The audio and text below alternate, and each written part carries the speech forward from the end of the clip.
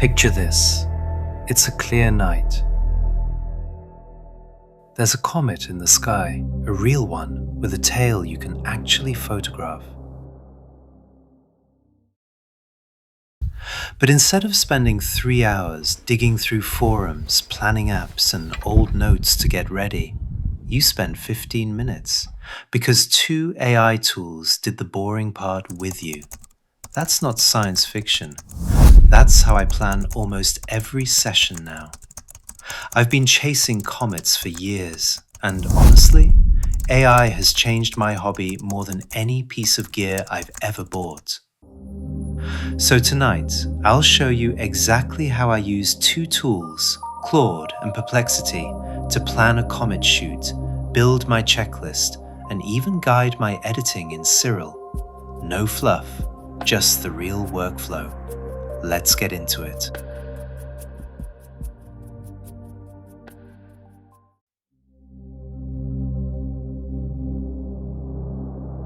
So it all starts before I even touch the telescope.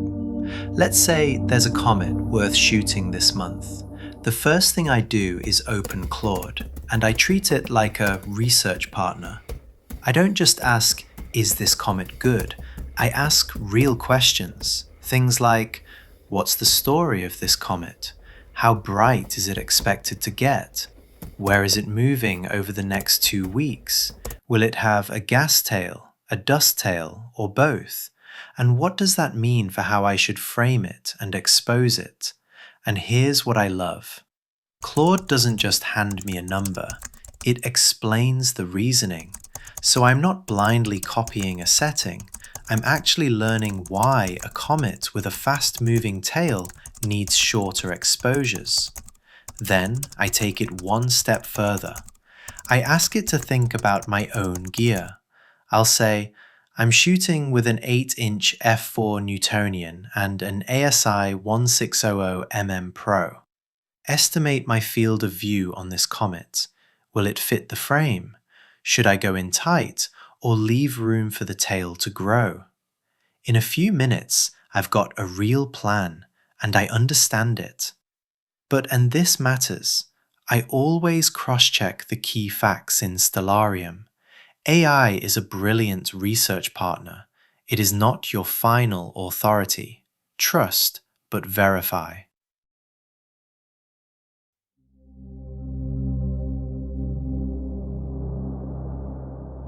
Now, Claude is great for the deep thinking, but for things happening right now, that's where Perplexity comes in. Perplexity is my real-time scout.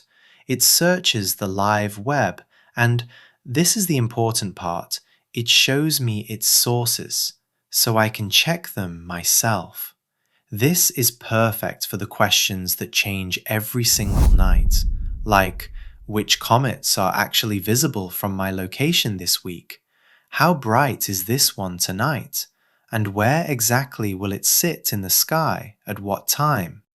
I'll even ask about the boring but critical stuff. What's the cloud cover doing? How's the seeing? Is the moon going to wash everything out? In the old days, I'd have 4 browser tabs open, one for the forum, one for the ephemeris, one for the weather, one for the moon. Now I ask one clear question and I get a current answer with links. So here's how I split them in my head. Claude helps me understand the comet. Perplexity tells me what's true tonight. One is the teacher, the other is the scout. Okay, so now I've got the research and I've got the live conditions. The next step is turning all of that into a plan I can follow in the dark. This is one of my favorite tricks.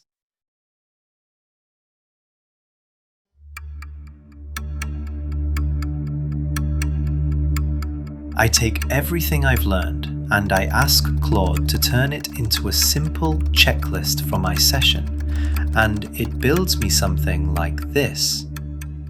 Check collimation on the 8-inch. Balance the mount on both axes. Run polar alignment in the ASI air. Focus with the EAF on a bright star near the target. Start guiding with the mini guide scope and the ASI 120mm. Shoot shorter subs because the comet is moving, and dither every few frames to fight the noise.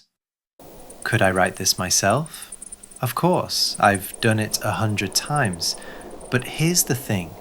When it's cold and it's late and I'm tired, that's exactly when I forget the one step that ruins the whole night. A clear checklist built around my gear and tonight's plan means I'm not relying on memory at 1 in the morning. I just work down the list: setup, align, focus, guide, capture, calm and simple.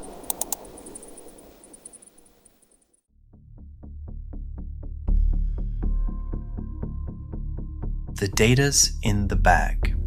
Now comes the part that used to scare me the most: processing. Now, I don't have my own Comet data yet, so tonight I'll show you the workflow on a target I did shoot, the Great Globular Cluster in Hercules, M13. 15 frames, each one 3 minutes long, plus my darks and my flats. And here's the key thing: it's the exact same recipe I'll use on a comet, so when I finally catch one, I'm ready.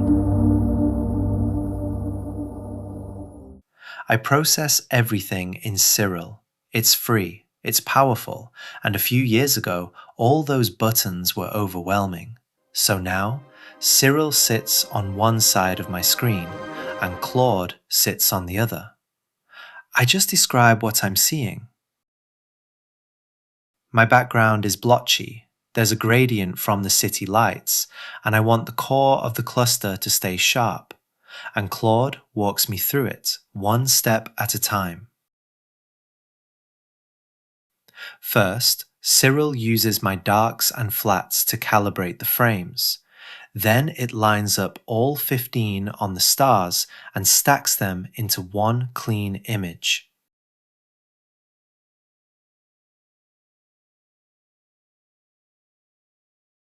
After that, it's a simple recipe. Pull out the background, balance the color, then stretch gently in small steps so the bright core doesn't blow out.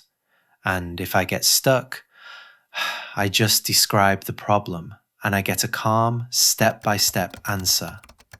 It's like having a patient friend who actually knows Siril. Now, this same workflow works just as well on a comet. There's only one extra step. A comet moves while you shoot, so you stack it twice, once on the stars, once on the comet, then blend the two. Sharp stars, sharp comet, both. So the moment I catch my own comet, it goes straight into Siril, with Claude, step by step, just like this. One rule though: keep it honest. AI guides the workflow. It does not invent detail. Every bit of that image is real light, light that I collected from my own backyard.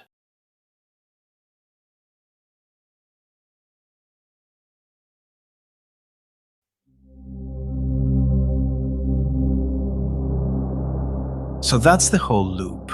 Claude for the deep research, Perplexity for what's happening tonight, a checklist that saves me out in the cold, and a calm coach for processing in Siril.